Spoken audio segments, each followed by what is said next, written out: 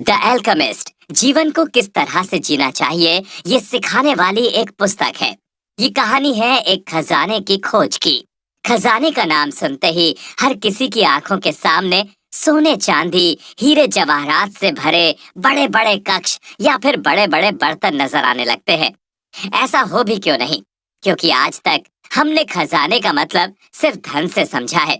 इसमें आपकी गलती नहीं है, क्योंकि जब लेखक ने शुरुआत में खजाने की बात की तो मुझे भी कुछ ऐसा ही लगा कि शायद इस कहानी में कहानी के नायक को कहीं से कोई नक्शा मिलेगा और फिर वो उस नक्शे में बने साइन की हेल्प से खजाने की खोज करने लगेगा।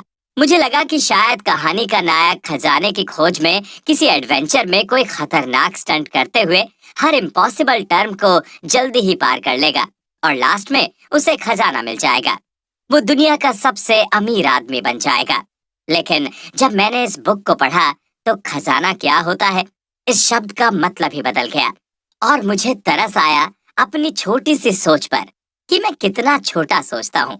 पाउलो कोएल्हो की ये बुक खजाने को देखने के आपके नजरिए को पूरी तरह से बदल देगी और ये साथ में ये आपके जीवन को भी बदल देगी। हम सब स्कूल गए हैं। स्कूल के दिनों में एक बार हमारे सामने हमारी जिंदगी का फैसला करने का एक मौका आया था। ये सभी के जीवन में आता है कक्षा 10 के बाद। यहाँ तक पहुँचने के बाद आपको सब्जेक्ट चूज करना होता है और तय करना होता है कि भविष्य में आप अपने आप को कहाँ पर देखना चाहते हैं। यहाँ पर पढ़ाई आपको करनी है, लेकिन आपकी जिंदगी का फैसला आपके घर वाले लेते हैं। चिंता मत करिए, ऐसा आपके साथ ही नहीं है, ऐसा मेरे साथ भी हुआ है। हमें खेलना अच्छा लगता है, लेकिन हम यहाँ अपना करियर खेल में बनाने की बजाय शर्मा जी के छोरे ने इंजीनियरिंग की थी और आज वो करोड़पति है, तो मेरा बेटा भी इंजीनियरिंग ही करेगा। कुछ ऐसा हमारे देश में हर घर में होता है। हमें ड्राइंग में इंटरेस्ट है, मजा आता है कैनवस पर ब्रश और कलर से खेलने में, लेकिन वर्मा जी के बेटे ने बायोलॉजी ली थी और वो डॉक्टर है, तो मेरा बेटा भी डॉक्टर बनेगा। फिर होता क्या है अंत में? अंत में होता है सब बेकार। शर्मा जी के लड़के जैसी हमारी इंजीनियरिंग पूरी नहीं हो पाती है, तो वहीं वर्मा जी के लड़के की तरह हम कभी डॉक्टर बन नहीं पाते हैं। क्योंकि मेरा मानना है कि आपको उसी काम में सफलता मिल सकती है जिसमें आपका इंटरेस्ट है। हमारी इस कहानी का नायक भी यही करता है। उसका भी एक सपना है कि वो बड़ा होकर इस पूरी दुनिया के हर एक गांव को देखेगा, पूरी दुनिया घूमेगा और अपनी मर्जी से अपनी लाइफ को स्पेंड करेगा।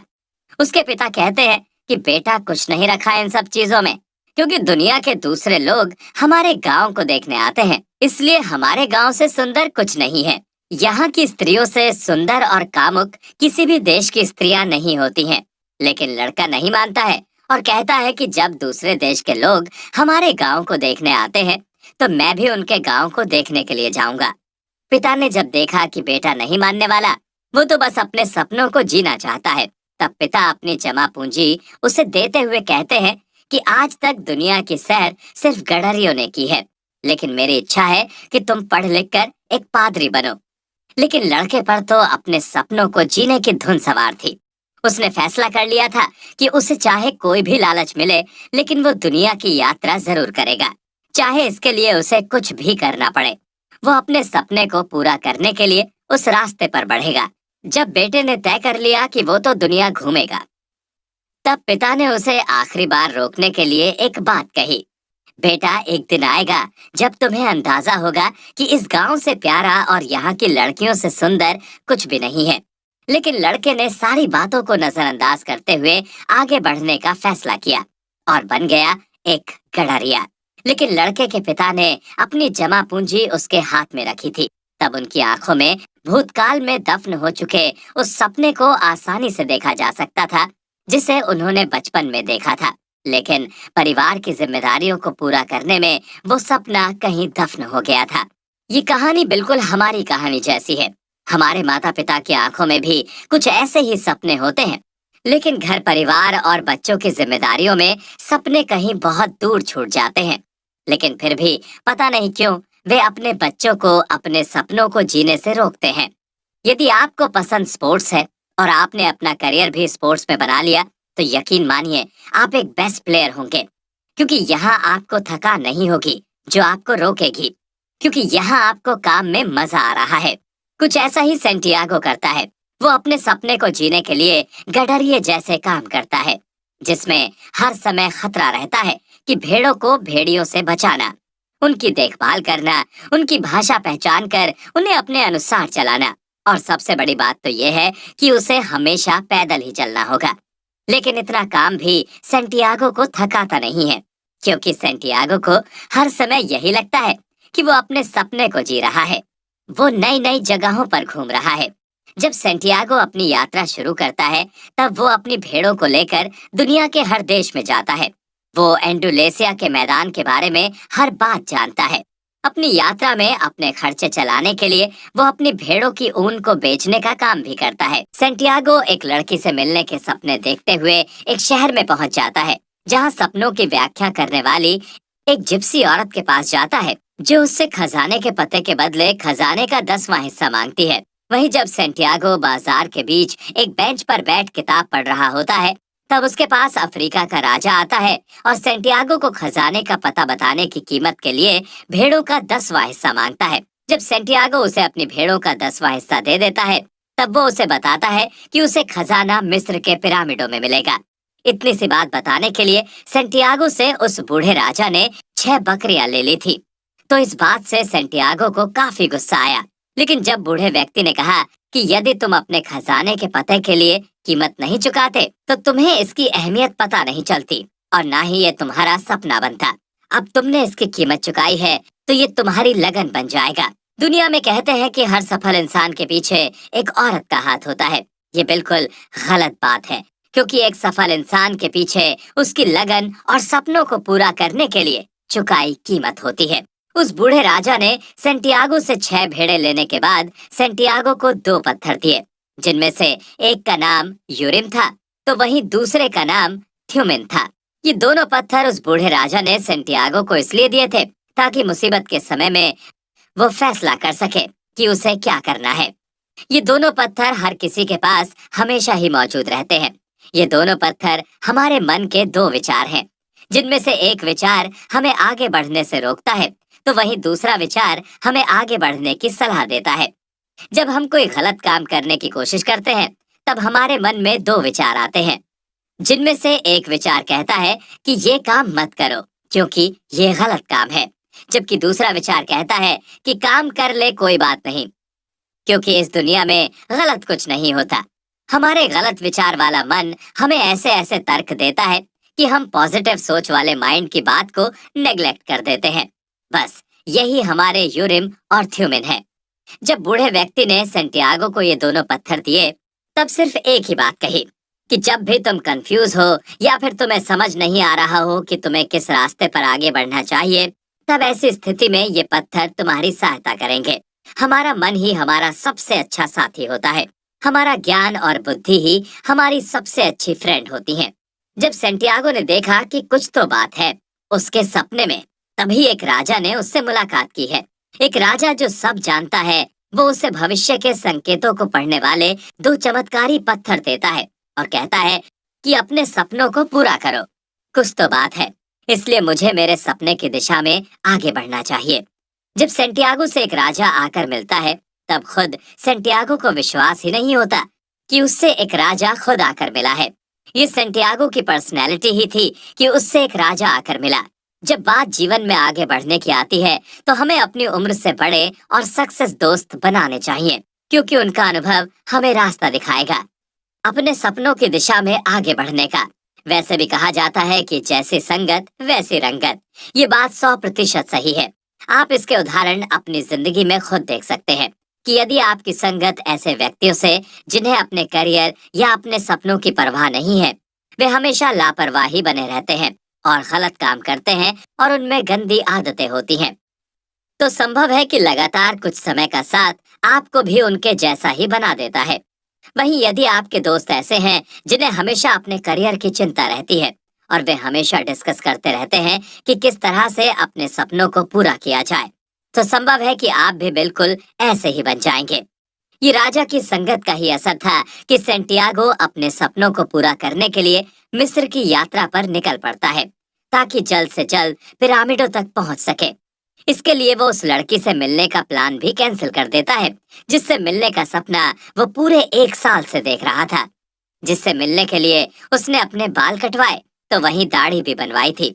सेंटियागो जिस लड़की के साथ अपना पूरा जीवन बिताने का सपना देखता है, अपने सपने के लिए उस लड़की को भी छोड़ देता है। सही बात, सफलता के लिए हमें बहुत कुछ दांव पर लगाना पड़ता है।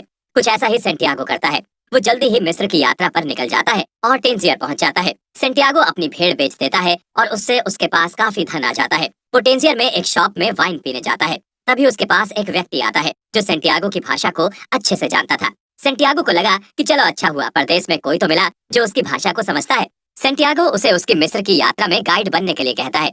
जब सेंटियागो और वो व्यक्ति उस बार में बैठकर आपस में बात कर रहे थे, तब बार का मालिक 2-3 बार आकर उन्हें देख चुका था।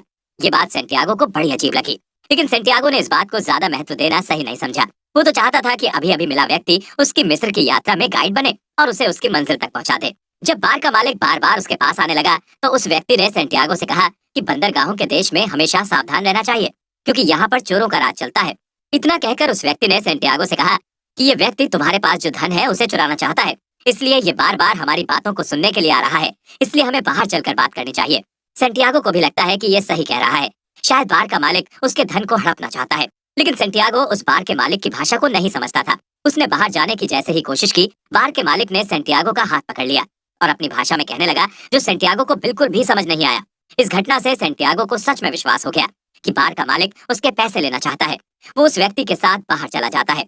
अब सेंटियागो का सारा पैसा उस व्यक्ति के हाथ में था। सेंटियागो बार बार सोच रहा था कि वो उससे अपने पैसे वापस ले ले, लेकिन हर बार वो सोचता कि अनजान शहर में यही तो एक दोस्त मिला है। यदि मैं इस पर ही विश्वास नहीं करूंगा तो हो सकता है कि ये नाराज होकर वापस चला जाए और वो फिर से अकेला ही रह जाए। उसने सोचा कि वो उस व्यक्ति पर बराबर अपनी नजर रखेगा। बाजार की गलियों में घूमते हुए सेंटियागो को अचानक से एक सुंदर सी तलवार दिखाई दे जाती है। वो तलवार इतनी सुंदर थी कि सेंटियागो भूल जाता है कि उसके पैसे किसी और के हाथ में थे। वो सोचता है कि जब उसे उसका खजाना मिल जाएगा तब वो लौटते समय इस तलवार को जरूर खरीदेगा। सेंटियागो अब वहाँ से चलने को ही था, तभी उसे ध्यान आया कि अभी अभी बना उसका दोस्त उसे दिखाई नहीं दे रहा है। सेंटियागो सोचता है कि शायद उसका दोस्त यही कहीं भीड़ में गुम हो गया होगा। वो उसके पैसे चोरी करके नहीं जा सकता, लेकिन जो हो चुका था उसे झुठलाया नहीं जा सकता था। और ये बात सच थी कि सेंटियागो लुट चुका था, लेकिन फिर भी सेंटियागो अपने मन को समझा रहा था कि उसका दोस्त उसे धोखा नहीं दे सकता। वो तो सिर्फ कहीं भीड़ में गुम हो गया है। सुबह से शाम हो गई और अब सेंटियागो रोना चाहता था। उसके साथ बहुत बुरा हुआ। अब उसके पास कुछ नहीं था। कल इस समय तक उसके पास उसकी खुद की भेड़ें थीं जो उसे पहचानती थीं, जिनसे सेंटियागो अपने दिल की सारी बातें कर लेता था। लेकिन इस समय उसके पास कुछ नहीं था। यहाँ वो सिर्फ एक अनजान मुसाफिर था जिसके लिए ये शहर अनजान था। अब सेंटियागो को बार के मालिक की बात याद आ रही थी। उस समय तो सेंटियागो को उसकी बात का मतलब समझ नहीं आया था, लेकिन अब उसकी बात उसे समझ आ रही थी। वो सेंटियागो को सचेत करना चाहता था उस लुटेरे से। सेंटियागो कभी रोया नहीं था, लेकिन आज उस सुनसान बाजार के चौक में रात के अंधेरे में वो रो रहा था। उसे अपने सपने पर बहुत गुस्सा आ रहा था। वो खुद से बातें कर रहा था और कह रहा था कि उसे सपने को ज्यादा गंभीरता से नहीं लेना चाहिए था। अगर वो ऐसा करता तो उसके पास उसकी भेड़ें होती। जब तक उसके पास कोई सपना था खजाने का, तब तक वो दुनिया का सबसे खुश इंसान था। खुले आकाश में सोता था और आनंद से रहता था। लेकिन अब उसके पास कुछ नहीं बचा था। सेंटियागो अब उस बूढ़े राजा को धिक्कार रहा था, क्योंकि उसने उसके जीवन की हर बात की भविष्यवाणी की थी, लेकिन ये नहीं बताया था कि उसके साथ ऐसी लूट हो जाएगी, उससे उसका सब कुछ छिन जाएगा। अब उसके पास कुछ नहीं था जिससे वो वापस एडुलेसिया लौट सकता। आज पहली बार उसे अपनी मूर्खता पर गुस्सा आ रहा था और अफसोस हो रहा था कि क्यों उसने अनजाने शहर में किसी अनजान व्यक्ति पर इतना विश्वास किया कि उसे अपनी सारी पूंजी सौंप दी। सेंटियागो ने अपने कोट की जेब की तलाशी ली ताकि उसे कुछ पैसे मिल जाएं, जिससे वो वापस जा सके। लेकिन जैसे ही उसने अपनी कोट की जेब में हाथ डाला तो उसमें 2 पत्थरों के अलावा कुछ नहीं था जो उसे सिर्फ हाँ या ना में ही जवाब दे सकते थे। पूरी रात सेंटियागो वहीं चौक में सोया रहा। जीवन में हमारे साथ भी काफी बार ऐसा होता है कि किसी अनजान व्यक्ति पर इतना विश्वास कर लेते हैं कि उस पर हमें कभी इस बात का भान नहीं होता कि वो हमारे साथ धोखा कर सकता है। हम उस व्यक्ति पर इतना ज्यादा विश्वास कर लेते हैं कि अपने राज भी उसे बता देते हैं, और फिर जब वो हमारे साथ धोखा करता है तब हमें समझ आता है कि हमने क्या गलती की है। हमारी सबसे कीमती चीजें हमारे राज होते हैं, जिन्हें कभी उजागर नहीं करना चाहिए। इसके लिए चाणक्य भी कहते हैं कि जो व्यक्ति अपने राज किसी को भी बता देता है, उसे बर्बाद होने से कोई नहीं बचा सकता। इसलिए अपनी पत्नी से भी कोई राज नहीं बांटने चाहिए, बशर्ते जीवन में हमें खुद के फैसले खुद ही लेने चाहिए। लेकिन फिर भी हमें जहाँ के बारे में हमें कुछ भी नहीं पता होता, वहाँ की जानकारी किए बिना किसी पर भी विश्वास नहीं करना चाहिए। अगर आप नहीं करते हैं तो आपके खजाने को कोई और ले जाएगा। इसे आप इस तरह से समझ सकते हैं कि आपके पास कोई अच्छा बिजनेस प्लान है, और आपने अपने दोस्त से, जो कि आपका पार्टनर नहीं है, बिजनेस में उससे शेयर कर देते हैं। आपका वो दोस्त आपके आइडिया को सुनकर उस पर तेजी से काम करने लगता है और अपना खुद का बिजनेस खड़ा कर लेता है। यहाँ अगर आपने अपना राज नहीं बताया होता तो आप उस बिजनेस के मालिक होते। बहुत से लोग ऐसे होते हैं जो अपनी किसी भी बात को छुपा नहीं पाते हैं और तुरंत ही लोगों से उस बात को कह देते हैं। आप कुछ नया करने वाले हैं और आपने उस बात को लोगों से शेयर कर दिया, लेकिन किसी परिस्थितियों के कारण आप उस काम को नहीं कर पाए या फिर उसमें आप फेल हो गए। यहाँ पर वे लोग जिन्हें आपके काम के बारे में पता था, आपका मजाक उड़ाने लगते हैं या फिर कहते हैं कि आप कुछ नहीं कर सकते जिंदगी में। फिर यही बात हमारे दिल और दिमाग में बैठ जाती है कि यार सच में मैं कुछ नहीं कर सकता क्योंकि मैं लूजर हूँ। यही बात अगर आपने किसी को नहीं बताई होती तो इसका परिणाम ये होता कि इसके बारे में किसी को कुछ भी पता नहीं चल पाता। और अगर आप उस काम को शुरू नहीं करते हैं या फिर किसी कारण से फेल हो जाते हैं तो कोई भी आप पर कमेंट नहीं करता। और मान लीजिए आप सफल हो जाते हैं तो लोग आपकी सफलता को देखकर आपको आइडल मान बैठेंगे। इसलिए कभी अपने सीक्रेट्स किसी के साथ भी शेयर नहीं करना चाहिए और ना ही जल्दबाजी में किसी पर विश्वास करना चाहिए। सेंटियागो के साथ जो हुआ, क्या उससे सेंटियागो खजाने को पाने का अपना सपना बीच में ही छोड़ देगा? सेंटियागो के साथ हुई ये लूट उसकी मंजिल की एक सीढ़ी है। इसलिए जीवन में जब कड़ी मेहनत के बाद भी आपको इच्छित परिणाम नहीं मिले और मन करे कि कुछ नहीं होने वाला और प्रयास बंद कर देना चाहिए, तब एक बार फिर से प्रयास करना और तुम तब देखना तुम्हारी किस्मत खुल जाएगी और तुम्हें वो मिल जाएगा जो तुम पाना चाहते हो। पूरी दुनिया को रोशन करने वाले थॉमस अल्वा एडिसन से जब उनकी सफलता के बारे में पूछा गया तो उन्होंने कहा कि मैं हर बार वंस मोर कहता हूँ और एक बार फिर से काम में लग जाता हूँ और इसी कारण से मुझे सफलता मिलती है। बल्ब के फिलामेंट के लिए मैंने 999 बार प्रयास किए, लेकिन हर बार मुझे असफलता मिली, लेकिन मैंने हार नहीं मानी और वंस मोर कहते हुए मैं एक बार फिर से कोशिश में जुट गया। तो आज मेरा आविष्कार पूरी दुनिया के सामने है। थॉमस अल्वा एडिसन कहते हैं कि हर व्यक्ति अपनी कोशिश तब बंद कर देता है जब वो अपनी मंजिल से चंद कदम की दूरी पर होता है, लेकिन मैं अपनी कोशिश बंद नहीं करता बल्कि और तेजी से कोशिश करने लगता हूँ। यही सफलता का मंत्र है। जब किसी भी काम को करते समय तुम्हें लगने लगे या तुम्हारा मन कहने लगे कि नहीं, अब कुछ नहीं हो सकता, ये काम या इस काम की सफलता हमारे बस की बात नहीं है, तब समझ लेना कि आप मंजिल के बहुत ज्यादा करीब हो। तब आपको हार नहीं मानकर बल्कि दोगुनी गति से अपने प्रयास में जुट जाना चाहिए। जब आप ऐसा करेंगे तो असंभव काम भी संभव हो जाएगा। स्वामी विवेकानंद कहते हैं कि असंभव को जानना है तो तुम्हें असंभव की सीमा से भी आगे जाना होगा। यानी इस दुनिया में कुछ असंभव नहीं है, बस जरूरत है मजबूत इच्छा शक्ति की। यही इच्छा शक्ति टेंजियर के बाजार के चौक में सोए हुए सेंटियागो में लगभग खत्म हो चुकी थी। वो भी अपने प्रयास बंद करना चाहता था। जब उसकी नींद खुली तो उसने अपनी भेड़ों को तलाश करने की कोशिश की तो उसे याद आया कि अब वो एक गडरिया नहीं है। तभी उसने अपनी जैकेट के पॉकेट में हाथ डाला तो उसे वो 2 पत्थर मिले जो अफ्रीका के राजा ने उसे दिए थे। अब यही सेंटियागो की संपत्ति थे। जब उसने अपना हाथ बाहर निकाला तो उसके हाथ में सफेद पत्थर था, जिसका मतलब था हाँ, यानी अब भी वो राजा सेंटियागो के पास ही था। यहाँ खत्म होती सेंटियागो की इच्छा शक्ति को बचाने और सेंटियागो तेजी से अपने प्रयास में और मेहनत के साथ आगे बढ़े। ये बात समझाने के लिए उस राजा को एक बार फिर से पत्थर बनना पड़ा था। इस संकेत को देखकर सेंटियागो के दिल में फिर से खुशी भर गई और उसने सोचा, यदि मेरे पास वो व्यक्ति नहीं आता जिसने मुझे लूटा है तो मैं इतनी सुंदर तलवार कभी देख ही नहीं पाता। सेंटियागो ने अपनी निराशा के पीछे छिपे उस कारण को ढूंढ लिया और खुश हुआ कि जो कुछ हुआ अच्छा ही हुआ है। तभी उसे ध्यान आया कि अगर वो अपने सपने की खोज में नहीं निकला होता तो उसे वो राजा नहीं मिलता। शायद ही इस दुनिया में कोई ऐसा गडरिया होगा जिससे राजा खुद आकर मिला हो और उसे उपहार में 2 चमत्कारी रत्न दिए हो। सेंटियागो उत्साह के साथ खड़ा होकर नए तरीके से प्रयास करने के लिए चल पड़ा। बाजार अभी खुला ही था। सेंटियागो के पास कुछ नहीं था और उसे कुछ खाने को चाहिए था। चलते चलते उसने देखा कि एक कैंडी बेचने वाला अपनी दुकान जमा रहा है। सेंटियागो ने उस दुकानदार की दुकान जमाने में मदद की। जब वो उसकी दुकान जमा रहा था तब उसने देखा कि कैंडी बेचने वाला काफी खुश था। सेंटियागो ने सोचा कि ये शायद इसलिए खुश है क्योंकि इसे कैंडी बनाने में मजा आता है। यही खुशी हर उस व्यक्ति को मिलती है जो अपने काम से प्यार करता है। बदले में खुश होकर उस व्यापारी ने सेंटियागो को एक कैंडी दी, जिसे खाकर वो आगे चल पड़ा। चलते चलते वो एक पहाड़ी पर पहुंचा और एक कांच के बर्तन की दुकान के सामने जाकर खड़ा हो गया। सेंटियागो ने कहा कि वो उसकी दुकान में कुछ काम कर देगा तो वो बदले में उसे खाना खिला दे। उस दुकानदार ने कोई जवाब नहीं दिया। जब सेंटियागो को कोई जवाब नहीं मिला तो वो खुद ही दुकान में रखे उन बर्तनों को साफ करने लगा। ये ऊंची पहाड़ी पर बनी क्रिस्टल के बर्तनों की दुकान थी। किसी जमाने में ये दुकान काफी ज्यादा प्रसिद्ध थी। हर एक अमीर आदमी उसकी दुकान पर आता था और तब उसकी बिक्री बहुत ज्यादा होती थी। लेकिन समय के साथ नीचे मैदान में बहुत ज्यादा दुकान खुलने के बाद अब उस दुकान पर कोई नहीं आता था। व्यापारी के कई दोस्त काफी आगे बढ़ चुके थे, लेकिन ये व्यापारी कभी आगे नहीं बढ़ पाया था। व्यापारी के कई दोस्त कुछ नया करके या तो काफी अमीर बन चुके थे, तो वहीं कुछ नया करने के चक्कर में कई दोस्त बर्बाद भी हो चुके थे। लेकिन सबने कुछ नया करने की कोशिश की थी, लेकिन व्यापारी कुछ भी नया नहीं कर पाया और उसकी दुकान पर कोई नहीं आता है। स्वामी विवेकानंद कहते हैं कि यदि तुम परिवर्तन से डरोगे तो उन्नति कैसे करोगे। जिंदगी का नाम ही हमेशा चलना है और इस चलने में हर दिन कुछ ना कुछ नया करते रहना चाहिए, क्योंकि जब आप ऐसा करते हैं तो हमेशा फायदा आपका ही होता है। यदि आप फेल हो जाए तो आपको अनुभव मिलेगा और यदि आप सफल हो गए तो माला माल हो जाओगे। हम में से अधिकतर लोग आज नहीं कल करेंगे ऐसे वर्ड्स पर जीते हैं। वे कुछ नया करने की सोचते जरूर हैं लेकिन कर नहीं पाते, क्योंकि वे हर दिन यही सोचते रहते हैं कि यार आज से नहीं कल से काम शुरू करेंगे, आज से नहीं कल से शुरू करेंगे। फिर होता यह है कि समय निकलता जाता है और अंत में होता कुछ भी नहीं है। शास्त्रों में 3 प्रकार के व्यक्तियों का वर्णन मिलता है। शास्त्र कहते हैं कि एक प्रकार के व्यक्ति वे होते हैं जो काम शुरू करने की सोचते हैं लेकिन करते नहीं हैं, वे सिर्फ हवाई किले बनाते हैं।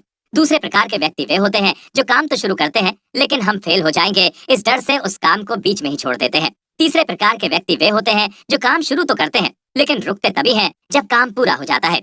हमारी इस कहानी का नायक अभी तक तो तीसरे व्यक्ति जैसा ही लग रहा है, लेकिन क्रिस्टल का व्यापारी पहले प्रकार का व्यक्ति है जो हर बार अपने दोस्तों की तरह कुछ नया करने के बारे में सोचता रहता था, लेकिन वो फेल हो जाएगा इस डर से कभी कुछ नया शुरू नहीं कर पाया। समय बीतने के साथ ही उसने एक बात अपने दिमाग में बिठा ली कि वो कभी कुछ नया नहीं कर पाएगा, लेकिन सेंटियागो हमेशा नया करने की सोच रखता था और इसलिए उसके साथ सफलता रहती थी। क्रिस्टल का व्यापारी भविष्य के संकेत, जिन्हें हम शकुन कहते हैं, उस पर विश्वास करता था। जब सेंटियागो दुकान में क्रिस्टलों की सफाई कर रहा था तभी दुकान पर 2 ग्राहक आए और क्रिस्टल के बर्तन खरीद कर ले गए। दुकानदार को समझ आ गया कि ये सेंटियागो के आने से हुआ है। जब सेंटियागो ने अपना काम पूरा कर लिया तो उससे व्यापारी ने कहा कि चलो खाना खाते हैं। दोनों पास के कैफे में खाना खाने चले गए। खाना खाते समय व्यापारी ने कहा कि क्या तुम मेरी दुकान में काम करना चाहोगे? सेंटियागो तो पहले से ही काम करना चाहता था और जब दुकान के मालिक ने उससे पूछा तो उसे खुशी हुई और उसे बूढ़े राजा की बात याद आई कि जब तुम किसी चीज को बड़ी लगन से चाहते हो तो पूरी दुनिया उसे पाने में तुम्हारी सहायता करने लगती है। सेंटियागो को बूढ़े के भविष्य के संकेतों पर और ज्यादा विश्वास हो गया। सेंटियागो ने कहा कि मैं आज पूरे दिन और आज पूरी रात आपकी दुकान में काम करूंगा। मैं आपकी दुकान के सारे बर्तन अच्छे से साफ कर दूंगा, लेकिन कल सुबह मुझे पिरामिडों तक जाने के लिए पैसा चाहिए। उसकी ये बात सुनकर दुकान का मालिक बोला, बेटा यदि तुम इसी गति से पूरे 1 साल तक काम करो और मेरी दुकान के सारे बर्तन बिकवा कर उससे अच्छा खासा कमीशन भी कमा लो तो भी तुम्हें पिरामिडों तक जाने के लिए कर्ज लेना पड़ेगा। उसकी बात सुनकर सेंटियागो ने कहा, फिर तुमने मुझे काम पर क्यों रखा? तब व्यापारी कहता है कि खाना तो मैं तुम्हें वैसे भी खिला देता, क्योंकि मेरा धर्म कहता है कि मुझे भूखे को भोजन करवाना चाहिए। यदि तुम मेरी दुकान में काम नहीं भी करते तब भी मैं तुम्हें खाना तो जरूर खिलाता, लेकिन तुम्हारे आने से मेरी दुकान में एक बिक्री हुई है और ये मेरे लिए शुभ संकेत है, इसलिए मैं चाहता हूँ कि तुम मेरे साथ काम करो। मुझे भविष्य के संकेतों या शकुनों पर काफी विश्वास है। सेंटियागो ने जब दुकानदार की बात सुनी तो उसे अपने आप पर बहुत गुस्सा आया। उसके मन में आया कि उसे मर जाना चाहिए, क्योंकि बिना किसी मतलब के सपने के पीछे उसने अपनी जिंदगी की सारी कमाई गवा दी और अपनी मनमस्त जिंदगी से काफी दूर अनजान बंदरगाह पर आ गया है। कोई खजाना नहीं होता और ना ही कोई सपने सच होते हैं। मेरे साथ धोखा हुआ है और खुद भगवान ने मेरे साथ धोखा किया है। अब मुझे अपने सपने को छोड़ देना चाहिए जो कभी पूरा नहीं हो सकता, क्योंकि उस सपने का कोई अस्तित्व ही नहीं है। सेंटियागो काफी परेशान गुमसुम हो जाता है। क्रिस्टल व्यापारी इसे अच्छा संकेत मानकर सेंटियागो को काम पर रख लेता है, लेकिन सेंटियागो कहता है कि वो ज्यादा दिन काम नहीं करेगा। वो तो सिर्फ आज दोपहर और आज की पूरी रात काम करेगा, क्योंकि उसे कल सुबह मिस्र जाना है। लेकिन जब दुकान का मालिक कहता है कि यदि तुम पूरे साल इसी तरह से मेहनत करते रहे तब भी तुम्हें पिरामिडों तक जाने में पूरा 1 साल का समय लगेगा, साथ ही साथ तुम्हें कर्ज भी लेना पड़ेगा। जब सेंटियागो उसकी ये बात सुनता है तो उसे बहुत गुस्सा आता है, काफी दुख भी होता है। वो इतना निराश हो जाता है कि उसे अपना जीवन ही बोझ लगने लगता है। वो मरना चाहता है क्योंकि उसे लगता है कि अब उसकी जिंदगी में कुछ नहीं बचा है, सब खत्म हो गया है। उसकी जिंदगी की सारी संपत्ति खत्म हो चुकी है। लेकिन इसके बाद सेंटियागो के मन में विचार आता है कि वो यदि 1 साल तक लगातार काम करता रहे तो इतना पैसा तो बचा ही लेगा कि वो फिर से 60 भेड़ें खरीद सके और फिर से एक गडरिया बन सके। उसने फैसला कर लिया कि वो फिर कभी उस सपने के बारे में बात नहीं करेगा और ना ही उसके बारे में सोचेगा। अब उसे सिर्फ इतना करना है कि वापसी का टिकट मिल जाए और उसके पास फिर से उसकी 60 भेड़ें हो जाएं। सेंटियागो बहुत ज्यादा दुखी हो जाता है। यही स्थिति हमारे साथ होती है। जब हम कोई काम करते हैं तब हमारे साथ ऐसा कुछ हो जाता है कि हमें लगता है कि सब खत्म हो चुका है, सब कुछ लुट चुका है और अब जीवन में कुछ भी नहीं होने वाला है। अब सिर्फ मरना ही एकमात्र रास्ता है। इस अवसाद की स्थिति तक पहुंचने के बाद हमने बहुत से लोगों को अपने हाथों अपनी जिंदगी को खत्म करते हुए देखा है, लेकिन जिंदगी खत्म करना कोई रास्ता नहीं होता। जिंदगी में कभी कुछ भी खत्म नहीं होता। जब जिंदगी एक रास्ता बंद कर देती है तब दूसरा रास्ता खुद ब खुद खुल जाता है। लेकिन ऐसी स्थिति होती जरूर है। उस दूसरे खुले रास्ते को ढूंढने की बिना हार माने एक बार फिर से प्रयास किया जाए तब वो अपने शांत मन से तय करता है कि उसे पैसे इकट्ठे करने चाहिए। लेकिन जिस तरह से सेंटियागो को अपनी दिशा मिल गई थी वैसी दिशा हर किसी को नहीं मिलती है। लेकिन जीवन में दिशा कैसे मिले इसका सबसे अच्छा तरीका मैंने पढ़ा था। जब आप जीवन में दिशाहीन हो जाओ और लगे कि आप कुछ नहीं बचा है तब आपको शांत मन से विचार करते हुए 2 कागज लेने चाहिए। एक कागज पर आपको लिखना है कि आप किस चीज में अच्छे हैं, आप किस काम में सबसे बेस्ट हैं। वहीं दूसरे कागज पर आपको लिखना है कि आपकी जिंदगी के क्या सपने हैं, आप जिंदगी में क्या पाना चाहते हैं। जब आप ऐसा कर लेते हैं तब आपको पता चलता है कि दोनों कागज में बहुत सी बातें ऐसी हैं जो दोनों में ही सेम है। यही सेम बातें आपके जीवन की दिशा है। सेंटियागो को जब दिशा मिल जाती है तब वो उस क्रिस्टल व्यापारी की दुकान में काम करने लगता है और लगातार मेहनत से क्रिस्टल व्यापारी की बिक्री बढ़ा देता है। वो अपनी बुद्धिमत्ता से हर वो काम करता है जिससे दुकान की बिक्री बढ़ जाए। लगातार दुकान की बिक्री बढ़ने से व्यापारी का काम बढ़ता जाता है। वो अपनी हर एक बिक्री के बाद सेंटियागो को अच्छा कमीशन भी देने लगा, जिससे सेंटियागो के पास धीरे धीरे काफी पैसा इकट्ठा होने लगा। ऐसे ही एक दिन सेंटियागो से उस क्रिस्टल व्यापारी ने पूछा कि तुम पिरामिड तक क्यों जाना चाहते हो। तो सेंटियागो ने कहा कि वो उन्हें देखना चाहता है। तब उस क्रिस्टल व्यापारी ने कहा कि वहां देखने के लिए कुछ नहीं है, क्योंकि ऐसे पिरामिड तुम अपने घर के पीछे भी बना सकते हो। ये सुनकर सेंटियागो को बहुत दुख हुआ कि जो चीज मैं अपने घर के पीछे भी बना सकता हूँ तो मुझे वहां मेरा खजाना कहाँ मिलेगा। तब सेंटियागो ने उसे अपने गडरिये जीवन की कहानी सुनाई और कहा कि उसके जीवन का सपना था कि वो पूरी दुनिया घूमे और इसलिए वो गडरिया बन गया, नहीं तो उसके पिता उसे एक पादरी बनाना चाहते थे। उसकी बातें सुनकर क्रिस्टल व्यापारी की आंखों में आंसू आ गए और उसने रोते हुए सेंटियागो से कहा कि वो बहुत ही ज्यादा खुशकिस्मत है कि उसने वो चुना जो वो चाहता था। उसने अपनी जिंदगी अपने सपनों का पीछा करने में बिताई। क्रिस्टल व्यापारी ने बताया कि वो एक मुसलमान है और हर एक मुसलमान के 5 फर्ज होते हैं जिन्हें पूरा करने वाला ही सच्चा ईमान का कहलाता है। 5 टाइम की नमाज पढ़ना, अतिथियों का सत्कार करना इसमें शामिल है। इसी के साथ जीवन का सबसे बड़ा फर्ज होता है कि जिंदगी में एक बार मक्का मदीना की यात्रा करना। जब उसने पहली बार क्रिस्टल की दुकान खोली थी तब उसकी काफी बिक्री होती थी और तब वो सोचता था कि एक दिन बहुत सारा पैसा इकट्ठा होने के बाद वो मक्का मदीना की पाक यात्रा जरूर करेगा। लेकिन लगातार काम बढ़ता रहा और मैं इतनी हिम्मत नहीं कर सका कि किसी को अपनी दुकान संभलाकर यात्रा पर चला जाऊं। बाद में लगातार व्यापार घटता रहा और आज उसके पास इतना पैसा नहीं है कि वो मक्का मदीना की यात्रा कर सके। लेकिन उसे खुशी है कि वो मक्का मदीना की यात्रा के सपने के पीछे अपना जीवन जी रहा है। व्यापारी ने कहा कि जरूरी नहीं कि जीवन में हर सपना पूरा ही किया जाए।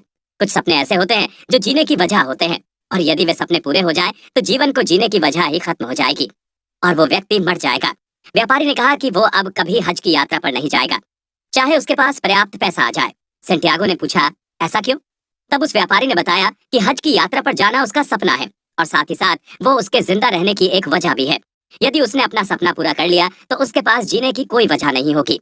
तब सेंटियागो कहता है कि वो भी यही चाहता है कि उसके पास पर्याप्त पैसा आ जाए तो वो वापस अपने शहर लौट जाएगा और फिर से 60 भेड़े खरीद कर गडरिया बन जाएगा और फिर से दुनिया घूमने के अपने सपने को पूरा करेगा।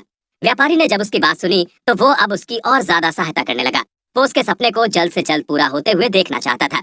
जीवन में बहुत से लोग हमें ऐसे मिलते हैं जिनका एक सपना होता है, लेकिन वे अपने जीवन में एक नया कदम उठाने से डरते हैं और परिणाम ये होता है कि वो व्यक्ति कभी अपने सपने को पूरा नहीं कर पाता है।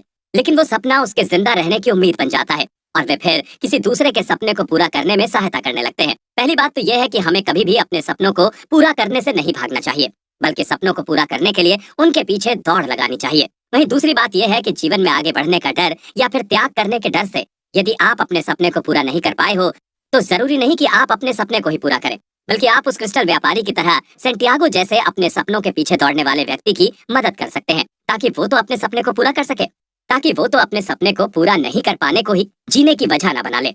सेंटियागो हर दिन लगातार कड़ी मेहनत करता रहा तो क्रिस्टल व्यापारी उसे किस तरह से क्रिस्टल की पहचान की जाती है, किस तरह से क्रिस्टल के बर्तनों की सार संभाल की जाती है, ये सिखाने लगा। साथ ही साथ सेंटियागो अब एक नई भाषा अरबी भी बोलना सीख गया था। वो लगातार काम करते हुए पैसे इकट्ठा कर रहा था। एक दिन सेंटियागो ने कहा कि वो क्रिस्टल के बर्तनों को शो करने के लिए एक शोकेस बनाना चाहता है। तब क्रिस्टल व्यापारी सोचता है कि क्रिस्टल के बर्तन काफी नाजुक होते हैं और यदि सेंटियागो ऐसा करेगा तो वो जल्द ही टूट जाएंगे और उसका नुकसान हो जाएगा। तब व्यापारी कहता है कि मुझे बदलाव कभी ज्यादा पसंद नहीं आए हैं, लेकिन तुम ऐसा क्यों करना चाहते हो? तब सेंटियागो कहता है कि मैं जल्द से जल्द पैसा इकट्ठा करके अपनी भेड़ों के पास जाना चाहता हूँ। यदि आप मुझे शोकेस बनाने की अनुमति देते हैं तो इससे आपकी बिक्री बढ़ जाएगी। व्यापारी अपनी इस छोटी सी दुनिया में ही खुश रहना चाहता था। वो नहीं चाहता था कि उसका काम बढ़े और उसे और ज्यादा मेहनत करनी पड़े। लेकिन जब उसने देखा कि सेंटियागो ये बदलाव करने के लिए काफी ज्यादा उत्साहित है तो उसने उसे अनुमति दे दी कि वो शोकेस बना सकता है। अनुमति मिलते ही सेंटियागो ने जल्द से जल्द शोकेस तैयार करवाया और उसने क्रिस्टल के सुंदर सुंदर बर्तनों को सजा दिया। ये शोकेस दूर से ही पहाड़ी पर दिखाई देता था और इससे लोगों में क्रिस्टल के बर्तन खरीदने की इच्छा जागने लगी। जो लोग भूल चुके थे कि पहाड़ी पर कोई क्रिस्टल के बर्तनों की दुकान है, वो भी अब ऊंची चढ़ाई चढ़कर क्रिस्टल के बर्तन खरीदने आने लगे। व्यापारी का व्यापार लगातार बढ़ने लगा। पहली बार काफी सालों के बाद उसकी दुकान के पुराने दिन फिर से लौटने लगे थे। इससे व्यापारी काफी खुश हुआ और अब सेंटियागो ने हिसाब लगाया कि कुछ समय के बाद उसके पास 120 भेड़े और वापसी के टिकट के इतने पैसे इकट्ठे हो जाएंगे और तब वो वापस एक गडरिया बन सकेगा। जीवन में बदलाव बहुत ही जरूरी है। कहते हैं कि अपने सपनों को पाने की दिशा में आगे बढ़ते समय यदि तुम्हें असफलता मिल रही है तो अपने सपने को मत बदलो, बल्कि अपने तरीके बदलो, क्योंकि कमी तुम्हारे सपनों में नहीं है, कमी है उस तक जाने के रास्ते में। जो काम व्यापारी को सालों पहले कर लेना चाहिए था, उस काम को सेंटियागो ने किया। जो व्यापारी ये सोच चुका था कि इतनी चढ़ाई चढ़कर कौन उसकी दुकान तक आएगा, आज उस व्यापारी के पुराने दिन फिर से लौट आए थे। इस तरह से जीवन में बदलाव करके अपने सपनों को जल्द से जल्द पूरा किया जा सकता है। सिर्फ देरी रास्ता बदलने की होती है और फिर सब कुछ बदल जाता है। बस हिम्मत चाहिए होती है रास्ता बदलने की और जुनून होना चाहिए अपने टारगेट को पूरा करने का, तो कोई भी व्यक्ति महान बन सकता है, क्योंकि कुछ भी असंभव नहीं है। एक बात तो आपने काफी बार सुनी होगी कि impossible says that I am possible, यानी कि इम्पॉसिबल भी कहता है कि मैं भी पॉसिबल हूँ।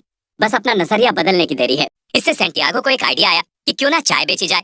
उसने अपने इस आइडिया को दुकान के मालिक को बताया कि वो चाय की दुकान खोलना चाहता है।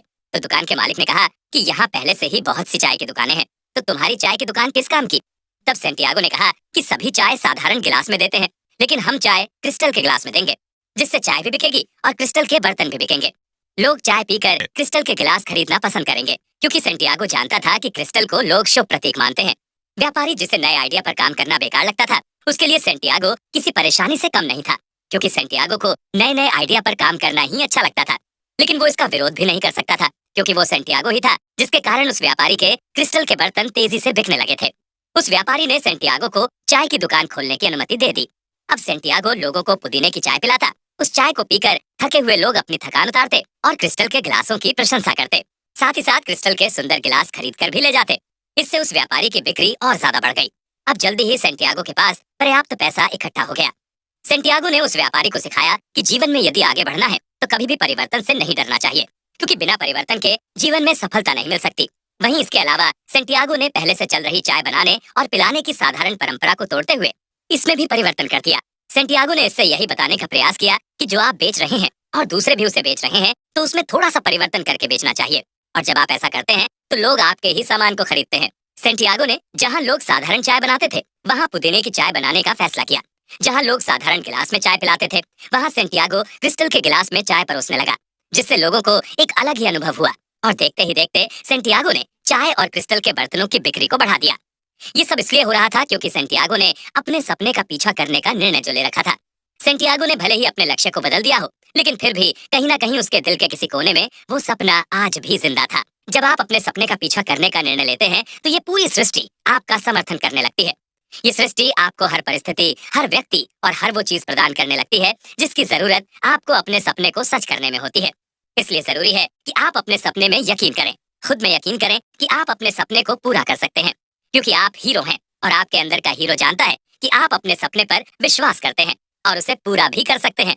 इसलिए तो बाइबल कहती है कि बिना सपनों के लोग नष्ट हो जाते हैं। आपने माइकल फेल्प्स का नाम तो सुना ही होगा, जिसकी तैराकी में अनेक विश्व रिकॉर्ड बनाए हैं। जब उनसे पूछा गया कि उनकी सफलता का राज क्या है, तो उन्होंने कहा कि जब मैं सोने जाता हूँ तब मैं उस बिंदु का मानसिक चित्र देखता हूँ जिसके बारे में मैं सटीकता से जानता हूँ कि मैं उसे करना चाहता हूँ। गोता, ग्लाइड, स्ट्रोक, पलटना, दीवार तक पहुंचना, सेकंड के 100वें हिस्से में विजय पाना, फिर उतनी ही बार दोबारा तैरना, जितने की जरूरत मुझे रेस जीतने के लिए होती है। इसका सीधा सा अर्थ है कि यदि आपको जीतना है तो आपको सपने देखने पड़ेंगे, उसका मानसिक चित्र अपने दिल और दिमाग में बनाना होगा, तभी सफलता साकार रूप में आपके पास आएगी। इसी बात को अजीम प्रेम जी कहते हैं कि सफलता 2 बार हासिल की जाती है, एक बार दिमाग में और एक बार वास्तविक संसार में।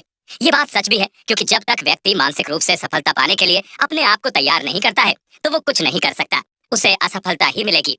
सेंटियागो ने अपनी सफलता का चित्र अपने दिमाग में बनाया था और यही कारण था कि वो जानता था कि परिवर्तन करने से उसे सफलता जरूर मिलेगी और जल्दी ही अपने सपने को पूरा भी कर लेगा। सेंटियागो की सफलता को देखकर उस व्यापारी को भी विश्वास हो गया था कि ये परिवर्तन अगर उसने पहले किए होते तो आज वो अपनी हज यात्रा को पूरा कर चुका होता। व्यापारी के यहाँ काम करते हुए लड़के को 11 महीने 9 दिन हो चुके थे।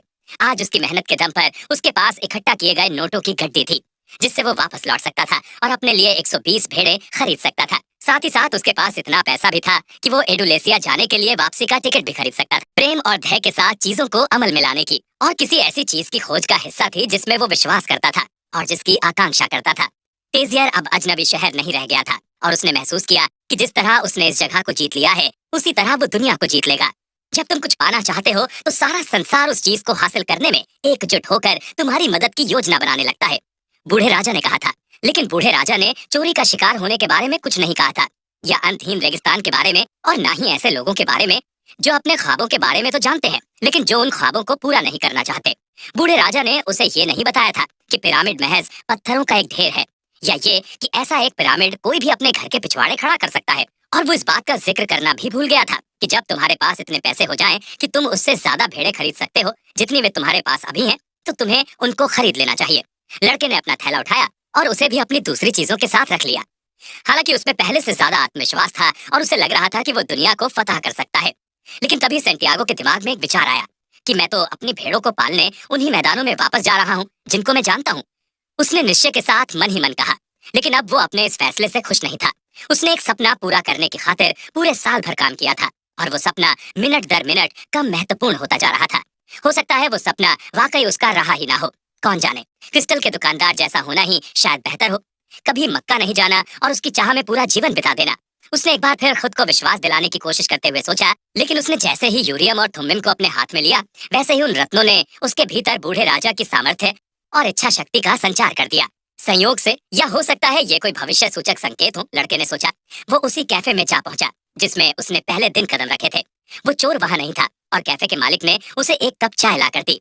मैं गडरिया बनने के लिए कभी भी वापस जा सकता हूँ, लड़के ने सोचा। मैंने भेड़ों को पालना सीखा था और मैं भूला नहीं हूँ कि ये कैसे किया जाता है। लेकिन मुमकिन है कि मुझे मिस्र के पिरामिडों पर जाने का दूसरा मौका फिर कभी ना मिले। उस बूढ़े ने सोने का कवच पहन रखा था और वो मेरे अतीत के बारे में जानता था। वो वाकई एक राजा था, एक दूरदर्शी राजा। एंडालुसिया की पहाड़ियां सिर्फ 2 घंटे की दूरी पर थीं, जबकि उसके और पिरामिडों के बीच एक समूचा रेगिस्तान फैला हुआ था। लेकिन लड़के को लगा कि अपनी स्थिति को देखने का एक दूसरा ढंग भी है। वो अपने खजाने से 2 घंटे करीब भी तो है। इससे क्या फर्क पड़ता था कि वे 2 घंटे एक पूरे साल में फैल चुके थे। मैं जानता हूँ कि मैं अपनी भेड़ों के झुंड के पास वापस क्यों जाना चाहता हूँ, उसने सोचा। मैं भेड़ों को समझता हूँ, वे अब कोई समस्या नहीं है और वे अच्छी दोस्त हो सकती हैं। दूसरी तरफ मैं नहीं जानता कि रेगिस्तान दोस्ताना हो सकता है और मुझे अपने खजाने की खोज उसी रेगिस्तान में करनी होगी। अगर वो मुझे नहीं मिला तो भी मैं अपने घर तो कभी ना कभी वापस आ ही जाऊंगा। आखिरकार मेरे पास काफी पैसा है और जितना समय जरूरी है उतना समय भी है, तब फिर क्यों ना जाया जाए। इन्हीं सब विचारों में खोया सैंटियागो धीरे धीरे पहाड़ी से नीचे उतर रहा था और धीरे धीरे उसके मन में आत्मविश्वास और सपने को पूरा करने का जुनून जन्म ले रहा था। उसे याद आया कि यदि भगवान तुम्हें एक मौका देते हैं और तुमने उसका फायदा नहीं उठाया तो वो एक वरदान की जगह एक अभिशाप बन जाता है। वो चाहता था कि वो अब वापस नहीं जाएगा, वो फिर से एक गडरिया नहीं बनेगा, बल्कि अब वो मिस्र के पिरामिड तक जाने की अपनी यात्रा करेगा और एक बार से अपने सपने को पूरा करने की कोशिश करेगा ताकि वो अपने खजाने तक पहुंच सके। जैसे ही कारवां के सरदार ने आकर कहा कि बधाई हो, तुम दोनों को मिस्र जाने वाले कारवां में शामिल किया गया है और ये कारवां आज ही रवाना होगा, तो सैंटियागो बहुत ही खुश होता है। सरदार फिर कहता है कि मैं तुम्हारा सरदार हूँ, इसलिए मेरी बात ध्यान से सुनो। इस कारवे को मिस्र तक ले जाने की जिम्मेदारी मेरी है और वापस लेकर आने की जिम्मेदारी भी मेरी है। मैं ही तुम्हारा सरदार हूँ, इसलिए ध्यान रहे कि रास्ते में मेरे सभी आदेशों की पालना की जाए, क्योंकि आपकी जिंदगी और मौत मेरे हाथ में है। भयानक रेगिस्तान मचलती औरतों के जैसा होता है जो पुरुषों को लुभाता है और रास्तों को गायब कर देता है ताकि व्यक्ति उस भूल भुलैया में खो जाए और वहीं फंसकर मर जाए। समुद्र और रेगिस्तान व्यक्ति को प्यासा मारते हैं, यही समुद्र और रेगिस्तान की खासियत होती है। इसलिए मेरे आदेश की पालना की जाए। जो मेरे आदेश को नहीं मानेगा उसे मौत के घाट उतार दिया जाएगा। कारवां शुरू करने से पहले सभी अपने अपने इष्ट देव, अपने भगवान की सौगंध खाकर प्रतिज्ञा करें कि वो इस पूरी यात्रा के दौरान मेरे आदेशों का पालन करेंगे। सभी ने अपने अपने इष्ट को याद किया और कारवां चल पड़ा। अपनी यात्रा पर आगे बढ़ने के दौरान सैंटियागो और उस अंग्रेज के बीच काफी अच्छी मित्रता हो गई थी। अंग्रेज जहाँ सैंटियागो के किस्से सुन सुनकर उनसे सीखने की कोशिश कर रहा था, तो वहीं सैंटियागो अंग्रेज की किताबें लगातार पढ़कर उनसे एक नई दुनिया के दर्शन कर रहा था। लेकिन जिस तरीके से सैंटियागो को अंग्रेज की किताबें समझ नहीं आई, उसी तरीके से सैंटियागो की बातें भी अंग्रेज को समझ नहीं आई। सैंटियागो रेगिस्तान की उड़ती धूल और तेज चलती हवाओं से भी बातें कर रहा था और सीख रहा था, तो वहीं अंग्रेज लगातार अपनी ही किताबों में खोया हुआ था, क्योंकि उसे लगता था कि जब वो एल्केमिस्ट से मिलेगा तो उसकी परीक्षा जरूर लेगा और वो उस परीक्षा में पास होना चाहता था ताकि वो भी एक एल्केमिस्ट बन सके। वहीं दूसरी तरफ सैंटियागो ऊंट चलाने वाले से अच्छी दोस्ती कर चुका था। ऊंट चलाने वाला व्यक्ति सैंटियागो को रेगिस्तान के बारे में बहुत अजीब अजीब बातें बता रहा था। दोनों के बीच ही बहुत अच्छी दोस्ती हो गई थी और इस कारण से सैंटियागो ऊंट चलाने वाले को अपनी जिंदगी के किस्से सुना रहा था, वहीं ऊंट चलाने वाला सैंटियागो को अपनी जिंदगी के किस्से सुना रहा था। इस दौरान सैंटियागो को इस बात का एहसास होता है कि जिंदगी में सारी चीजें आपस में जुड़ी हुई होती हैं और भाग्य ने हर चीज की योजना पहले से ही बना रखी है। यानी हम कुछ भी नहीं कर सकते, कुछ भी नहीं बदल सकते, क्योंकि सब कुछ तो पहले से ही तय है और उसे किस्मत के द्वारा पहले ही लिखा जा चुका है। इसलिए जो है उसे वैसे ही स्वीकार करना चाहिए। लेकिन कर्म पर विश्वास करने वाले लोग इसे सही नहीं मानते हैं। इस बात को गीता कहती है कि तुम सिर्फ अपने कर्म पर ध्यान दो, क्योंकि फल देने का काम मेरा है। जैसा तुम कर्म करोगे तुम्हें वैसा ही फल मिलेगा। यदि तुम बुरे कर्म करोगे तो तुम्हें बुरे फल मिलेंगे, अच्छे कर्म करोगे तो तुम्हें अच्छे फल मिलेंगे। इसलिए हमेशा अपने सपनों का पीछा करना चाहिए। इसके लिए अपने मन में बैठे असफलता के डर को बाहर निकालना चाहिए। हर दिन ऐसा काम करना चाहिए जिससे आपको असफलता का डर लगता हो, क्योंकि यही डर आपको उस काम को करने के लिए प्रेरणा देता है। बीच में स्कारवा को आदिवासियों के बीच युद्ध के बारे में जानकारी मिलती है, लेकिन किसी तरीके से बचते हुए सेंटियागो ओएसिस तक पहुंच जाता है। और इस पार पहुंचकर सेंटियागो देखता है कि लंबी लंबी हजारों खजूरों के हरे हरे पौधों की कतारें हैं। ये जगह रेगिस्तान से बिल्कुल अलग है। वहां पहुंचने के बाद अंग्रेज एल्केमिस्ट की खोज करने लगता है। तभी उसे पता चलता है कि जो व्यक्ति यहाँ पर बीमारियों का इलाज करता है वही एल्केमिस्ट है। इसके लिए वो सेंटियागो के पास आता है और कहता है कि मुझे तुम्हारी सहायता चाहिए, क्योंकि तुम ही एक ऐसे व्यक्ति हो जो मुझे किसी एल्केमिस्ट का सही पता बता सकते हो। सेंटियागो उस अंग्रेज की सहायता करने के लिए एक कुएं पर जाता है, जहाँ एक औरत पानी भर रही थी। उस औरत से सेंटियागो उस व्यक्ति का पता पूछता है। वो औरत सेंटियागो से कहती है कि यहाँ रिवाज नहीं है कि कोई औरत किसी पुरुष से बात करे, इसलिए तुम मेरे पास फिर कभी मत आना, नहीं तो तुम्हें यहाँ का कानून मौत की सजा देगा। मैं ऐसे किसी व्यक्ति को नहीं जानती जो बीमारियों का इलाज करता हो। इसी दौरान सेंटियागो की मुलाकात फातिमा नाम की लड़की से हो जाती है, जो उसे एल्केमिस्ट का पता बता देती है। लेकिन सेंटियागो उसे देखते ही उसे अपना दिल दे बैठता है। अब कुएं पर रोजाना दोनों का मिलना जुलना शुरू हो जाता है।